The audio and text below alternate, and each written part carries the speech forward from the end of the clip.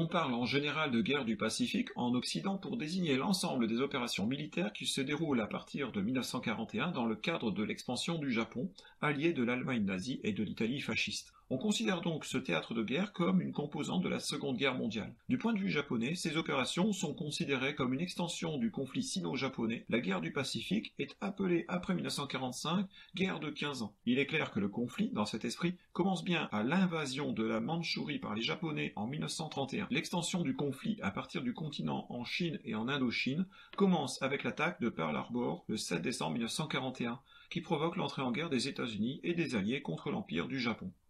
Après avoir étendu rapidement leur domination à de très vastes territoires du Pacifique, les Japonais reculent lentement face à la puissance militaire et industrielle des États-Unis. Le théâtre asiatique de la Seconde Guerre mondiale est différent du théâtre européen parce que l'essentiel des opérations y sont des opérations aéronavales.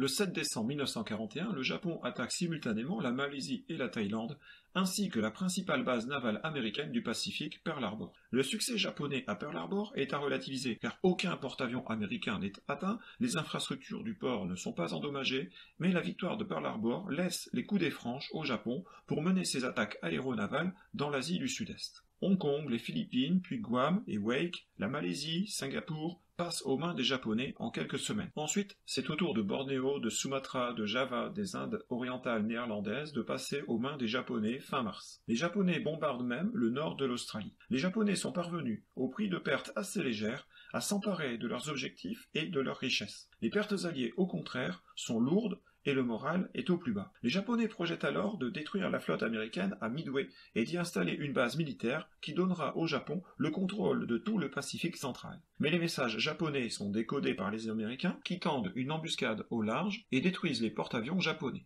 Midway marque l'arrêt définitif de l'expansion japonaise et incite les Américains à reprendre l'offensive dans le Pacifique face à une défense acharnée des Japonais. Les îles tenues par les Japonais doivent être reprises une à une au prix de terribles combats et de pertes très lourdes des deux côtés. Les faiblesses japonaises deviennent de plus en plus criantes, en particulier l'incapacité de l'industrie à compenser les pertes matérielles subies. Dans les airs, les avions japonais sont de plus en plus surclassés par les avions américains. Les sous-marins américains contribuent à l'asphyxie de l'économie japonaise en parvenant à couler 90% de la flotte marchande du pays. Au début de 1945, les territoires dominés encore par les Japonais sont très étendus, mais le pays est épuisé, alors que les bombardements américains portent de plus en plus la guerre sur le territoire même du Japon. Le Japon ne paraît pas prêt à se rendre. Les bombardements nucléaires d'Hiroshima et Nagasaki pousse l'empereur du Japon à demander à capituler. Cette capitulation japonaise met fin à la Seconde Guerre mondiale le 2 septembre 1945.